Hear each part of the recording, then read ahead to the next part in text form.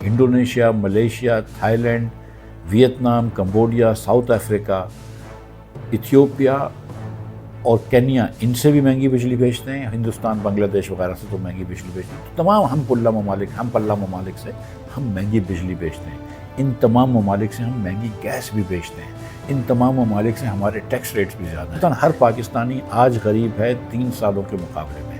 جو 3 سال پہلے آپ کی اگر 1 لاکھ روپے تنخواہ تھی تو اس کی جو تنخواہ آج جو ہے وہ شاید 60,000 روپے کے برابر ہے۔ حکومت ہماری ڈس فنکشنل ہو گئی ہے، یعنی کہ حکومت ہماری ناکارہ ہو گئی ہے، کوئی چیز کر نہیں پا رہی، حکمرانی ہماری ناکارہ ہو گئی ہے۔ اس پاکستان میں ہم جانتے ہیں کہ 40% بچہ اسکول سے باہر ہے، یعنی کہ 2,70,00,000 بچہ جو کہ اسکول میں جانا چاہیے وہ اسکول کے باہر ہے۔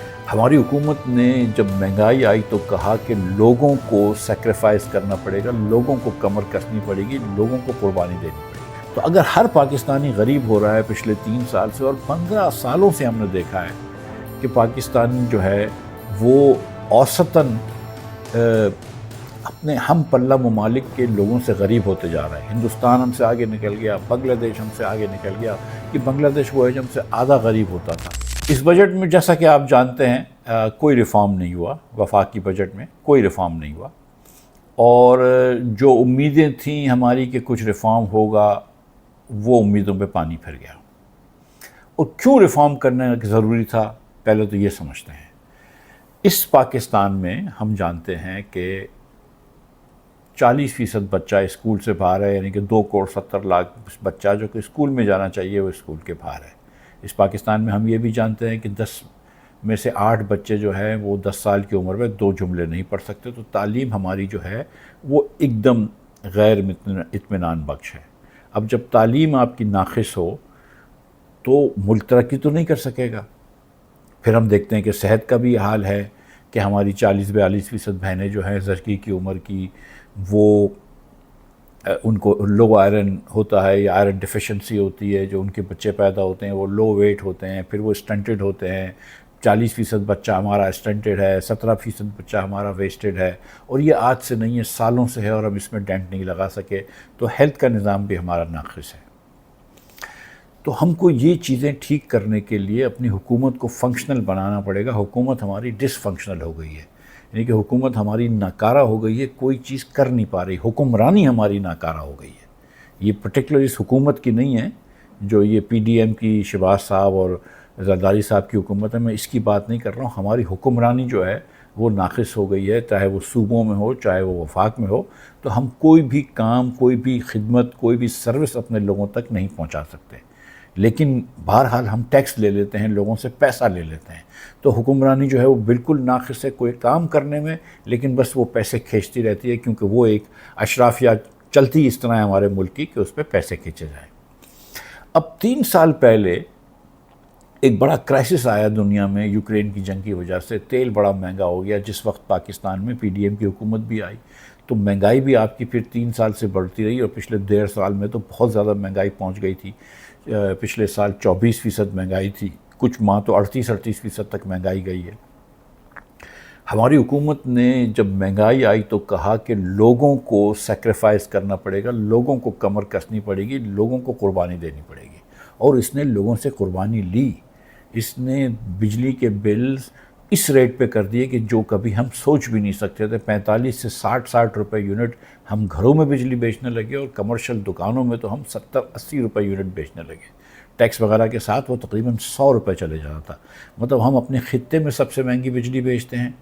Indonesia, Malaysia, Thailand, Vietnam, Cambodia, South Africa, Ethiopia اور کینیا، ان سے بھی مہنگی بجلی بھیجتے ہیں۔ ہندوستان، بنگلہ دیش وغیرہ سے تو مہنگی بجلی بھیجتے ہیں۔ تو تمام ہم پلہ ممالک سے ہم مہنگی بجلی بیچتے ہیں۔ ان تمام ممالک سے ہم مہنگی گیس بھی بیچتے ہیں۔ ان تمام ممالک سے ہمارے ٹیکس ریٹس بھی زیادہ ہیں۔ یہ ممالک میں اس لیے نام لے رہا ہوں کہ یہ ہمارے ہم پلہ ممالک سمجھے جاتے ہیں، کہ اگر مڈل ایسٹ سے یا یورپ سے یا جاپان سے کہیں انویسٹمنٹ آتی ہے تو وہ پاکستان میں بھی آ سکتی ہے، تو ان ممالک میں بھی آ سکتی ہے، لیکن ہمیں تو کبھی بھی نہیں آتی ہے۔ ہر فورن انویسٹمنٹ تو ادھر چلے جاتی ہے، کیونکہ ہمارے حالات ان ممالک سے بہتر نہیں ہیں۔ تو ہم ان تمام ممالک سے مہنگے ہو گئے پچھلے 3 سالوں میں۔ بجلی مہنگی ہو گئی، گیس مہنگی ہو گئی، ٹیکس زیادہ ہو گیا، اور بہت پاکستانی جو ہیں ان کی آمدن کم ہوئی. ہم 3 سالوں سے لگاتار ہر سال غریب ہو رہے ہیں اور 3 سالوں میں مجموعی طور پر بھی غریب ہوئے. اوسطاً ہر پاکستانی آج غریب ہے 3 سالوں کے مقابلے میں. جو 3 سال پہلے آپ کی اگر 1 لاکھ روپے تنخواہ تھی تو اس کی جو تنخواہ آج جو ہے وہ شاید 60,000 روپے کے برابر ہے. اور اگر آپ کی وہ تنخواہ بڑھ بھی گئی ہو اور 1,20,000 بھی ہو گئی ہو تو وہ تنخواہ آج جو ہے وہ 75,000 کے برابر ہے. تو 3 سال میں جو لاکھ روپے والا کمانے والا جو اب 1,20,000 بھی کماتا ہے اس کی قوت خرید تو 75,000 کی ہو گئی، یعنی کہ اس کا 25% سے اس کی قوت خرید گر گئی یا اس کا اسٹینڈرڈ آف لیونگ گر گیا. ہم نے ہر پاکستانی کو غریب کر دیا. تو اگر ہر پاکستانی غریب ہو رہا ہے پچھلے 3 سال سے، اور 15 سالوں سے ہم نے دیکھا ہے کہ پاکستانی جو ہے وہ اوسطاً اپنے ہم پلہ ممالک کے لوگوں سے غریب ہوتے جا رہا ہے. ہندوستان ہم سے آگے نکل گیا، بنگلہ دیش ہم سے آگے نکل گیا. کہ بنگلہ دیش وہ ہے جو ہم سے آدھا غریب ہوتا تھا، یعنی کہ آدھا امیر ہوتا تھا ہم سے، وہ آج ہم سے آگے نکل گیا. یہ انڈونیشیا، ملیشیا تو بہت آگے نکل گئے، ویتنام آگے نکل گئے، تمام ممالک ہم سے آگے نکل گئے. ہم وہیں کھڑے ہیں اور اب ہم آہستہ آہستہ پچھلے 3 سال سے پیچھے جا رہے ہیں. ان وجوہات کی بنا پر ہم کو اصلاحات کرنی بہت ضروری ہے، یہ سمجھتے ہوئے کہ ہماری حکمرانی ناقص ہو گئی ہے. اب شہباز شریف صاحب کو اللہ تعالیٰ نے ایک موقع دیا تھا، کیونکہ دنیا بھر میں خام تیل کی قیمتیں بہت کم ہو گئی ہیں، دنیا بھر میں اور کموڈٹیز کی چیزیں کی قیمت کم ہو گئی ہے، مثلاً کپاس ہے، گندم ہے، وغیرہ وغیرہ. LNG بہت سستا ہو گیا ہے، فرٹیلائزر ریلیٹیولی سستی ہو گئی ہیں. تو یہ وقت تھا کہ جب ہماری معیشت میں ایک تھوڑی سی استحکام آیا ہے. اور استحکام اس لیے نہیں آیا کہ معیشت بہت اچھی چل رہی ہے، اس لیے استحکام آیا کہ اتنی کم چل رہی ہے معیشت کہ نقصان نہیں ہو رہا بہت زیادہ، کرنٹ اکاؤنٹ ڈیفیسٹ وغیرہ نہیں ہو رہا. تو اس وقت آپ کو کچھ ریفارمز کرنے تھے، اسپیشلی گورن کہ ابھی آپ ہندوستان سے جنگ بھی جیتے ہیں، فوج بھی آپ کے ساتھ کھڑی ہے، فوج آپ کو محنت سے آگے لے کر جا رہی ہے. اگر یہ سب کچھ ہو رہا ہے تو اس وقت تو ریفارمز کر لینے چاہیے تھے. سیاست تو ویسے ہی کوئی نہیں ہے، لیکن انہوں نے یہ ریفارم نہیں کیے. انہوں نے کوئی اصلاحات نہیں کی بلکہ لوگوں کے اوپر بوجھ ہی بڑھائے ہیں. چاہے وہ اگر آپ کے کچھ بینکوں میں پیسے پڑے ہوں اور آپ کو سود مل رہا تھا، اس کے اوپر منافع مل رہا تھا اس کے اوپر، اور 15% ٹیکس تھا تو وہ 20% ٹیکس کر دیا. میوچل فنڈز کے کچھ ٹیکس بڑھا دیے ہیں، اور باقی تو ٹیکس اتنے آسمان سے باتیں کر رہے تھے کہ اور بڑھانے کی گنجائش نہیں تھی. لیکن انہوں نے کہا کہ اب ہم انفورسمنٹ کریں گے. FBR نے کہا کہ ہم لوگوں کو پکڑ سکتے ہیں. وہ FBR جو کہ کروڑوں روپے کے، اربوں روپے کے ناجائز نوٹس دیتا ہے، اب اس FBR میں ایک تجویز یہ ہے، اور اللہ کرے یہ نہ ہو قابل قبول، کہ تجویز یہ ہے کہ ایک اسسٹنٹ کمشنر، ایک لڑکا 26-27 سال کا جو ابھی پاس ہو کے ایگزام آیا ہے، اس کو آپ نے اتھارٹی دے دی کہ کسی آدمی کو، کسی بڑی کمپنی کے بینکوں کے CEO کو پکڑ کے جیل میں ڈال دو، پگڑیاں اچھالو لوگوں کی. تو یہ اللہ کرے گا تو ایسی چیزیں نہیں ہوں گی. اس کے بعد پھر اب آپ نے دیگر اور ٹیکس لگا دیے. سولر پہ مثال کے طور پر سیل ٹیکس لگا دیا. 3 سال تک تو آپ ڈھول بجا رہے تھے کہ ہم بڑی گرین وہ کر رہے تھے. کچھ عرصے پہلے آپ کو ہوا کہ نہیں، یہ لوگوں کو کچھ سولر سے فائدہ ہو رہا ہے تو چلو اس کی ریٹ کم کر دو.